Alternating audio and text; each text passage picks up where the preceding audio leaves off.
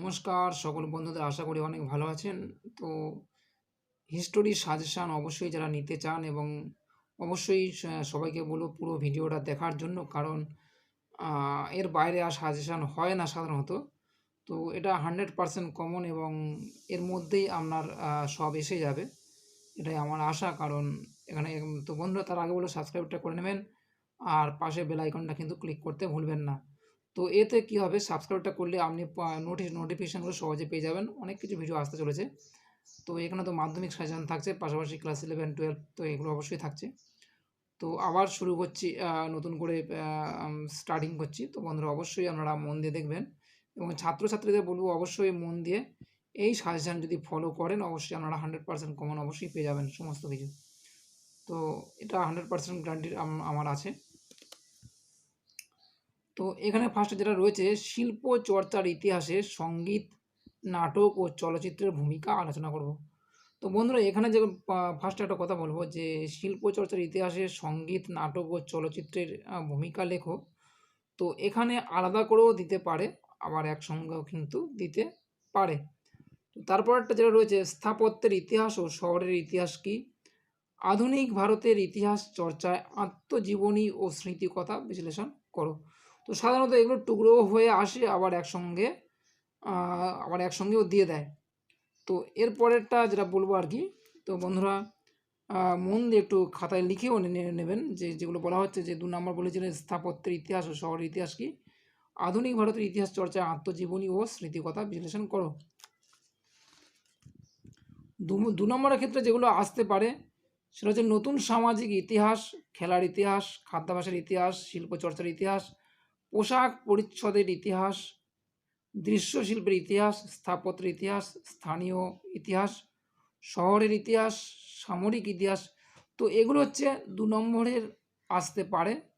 যে বলতে কী বোঝো, এই ধরনের কিন্তু প্রশ্ন হতে পারে বা কী হতে পারে। তো তার জন্য আপনাকে ইতিহাসগুলো অবশ্যই পড়ে যেতে হবে।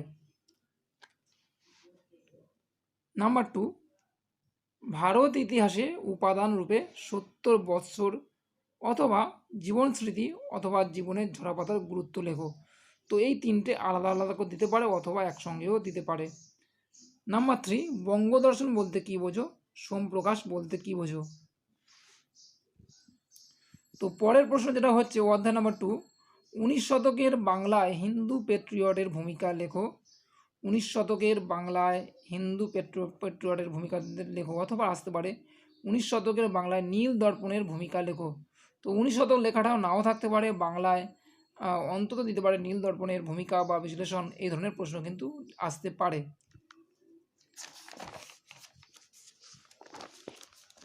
এর পরের প্রশ্নটা একটু দেখবেন। এর পরের প্রশ্নটা কী বলা হচ্ছে যে 19 শতকে বাংলায় গ্রাম বার্তা প্রকাশিকার ভূমিকা লেখো। তো এই ধরনের প্রশ্ন কিন্তু দিতে পারে, অথবা অন্য ধরনের প্রশ্নও কিন্তু আসতে পারে গ্রাম বার্তা সম্পর্কে। তো যে পরে যেটা প্রশ্ন রয়েছে যে 19 শতকে বাংলা ইংরাজি শিক্ষার প্রসার বিশ্লেষণ করে। ইংরাজি শিক্ষা বলে একটা কথা আছে, সেটাও কিন্তু আসতে পারে। তারপরটা দেখুন, লেখা রয়েছে নারী শিক্ষার প্রসারে ঈশ্বরচন্দ্রের ভূমিকা লেখো। তো নারী শিক্ষার প্রসারে বা বিস্তারে ঈশ্বরচন্দ্রের বা বিদ্যাসাগরের ভূমিকা তো রয়েছে, সেই প্রশ্ন কিন্তু দিতে পারে। তারপরটা দেখুন, 19 শতকে ব্রাহ্ম সমাজের ভূমিকা লেখো।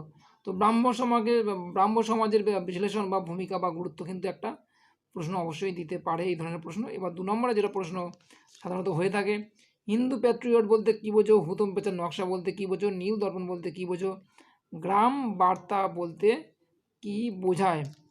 তো পরের প্রশ্নের ক্ষেত্রে আমরা যেতে পারি সাধারণত যে নব্যবঙ্গ আন্দোলন বলতে কী বোঝো? এই আন্দোলনের ডিরোজিওর ভূমিকা কতটা যে অনস্বীকার্য রয়েছে, সেটা অবশ্যই এই ধরনের প্রশ্ন আসতে পারে, অথবা অন্য ধরনের প্রশ্ন দিতে পারে ডিরোজিওর সম্পর্কে। তার পরের প্রশ্ন যেটা আপনি দেখতে পারেন যে ব্রাহ্ম আন্দোলন কি? ব্রাহ্ম আন্দোলন একটা আপনার অধ্যায় রয়েছে। তো এই ব্রাহ্ম আন্দোলনের ভূমিকা নিয়ে বলতে পারে, অথবা গুরুত্ব বলতে পারে, অথবা বিশ্লেষণ কিন্তু বলতে পারে যে ব্রাহ্ম আন্দোলন কতটা সুদূর প্রসারী, সেই সম্পর্কে কিন্তু প্রশ্নটা আসতে পারে। এরপরে অধ্যায় নাম্বার যেটা 3 যেগুলো রয়েছে, চুয়ার বিদ্রোহ একটা রয়েছে, চুয়ার বিদ্রোহ বিশ্লেষণ করো, কোল বিদ্রোহ বর্ণনা করো, সাঁওতাল বিদ্রোহ বিশ্লেষণ করো, মুন্ডা বিদ্রোহ বিশ্লেষণ করো। তো এই চুয়ার বিদ্রোহ, কোল বিদ্রোহ, সাঁওতাল বিদ্রোহ, মুন্ডা বিদ্রোহ এগুলো অবশ্যই পড়ে যাবেন। মাধ্যমিক পরীক্ষার আগে। তো বাংলায় ওহাবি আন্দোলনের পটভূমি লেখো, নীল দর্পণের কারণ ও বৈশিষ্ট্য বিশ্লেষণ করো। তো এই প্রশ্নগুলো কিন্তু আসার সম্ভাবনা বেশি।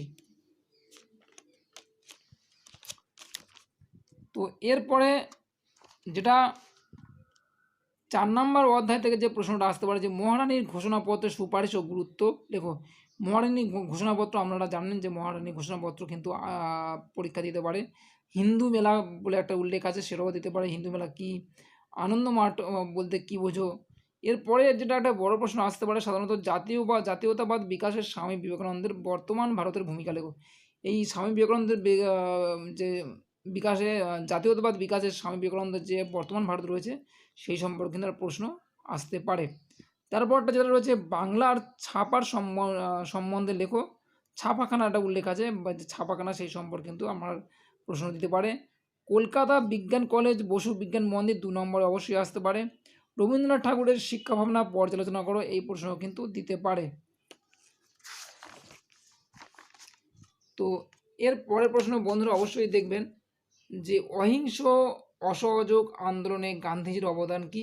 আইন অমান্য আন্দোলনে গান্ধীজির ভূমিকা লেখো। বারদৌলি সত্যাগ্রহ কি, এরপর একটা রয়েছে আইন অমান্য আন্দোলনে নারীদের ভূমিকা লেখো। ভারত ছাড়ো আন্দোলনে নারী সমাজের ভূমিকা লেখো। তো বন্ধুরা এখানে একটা দেখবেন যে আইন অমান্য ভারত ছাড়ো আন্দোলন এই সম্পর্কে কিন্তু ছাত্র সমাজের একটা ভূমিকা রয়েছে। তো এক্ষেত্রে আমরা ভালোভাবে এখানেও পড়ে যাবেন, আসতে পারে গ্রান্টেড। তো বন্ধুরা আজ হচ্ছে এই পর্যন্ত। যদি ভালো লাগে অবশ্যই চ্যানেলটা সাবস্ক্রাইব করতে ভুলবেন না। নমস্কার।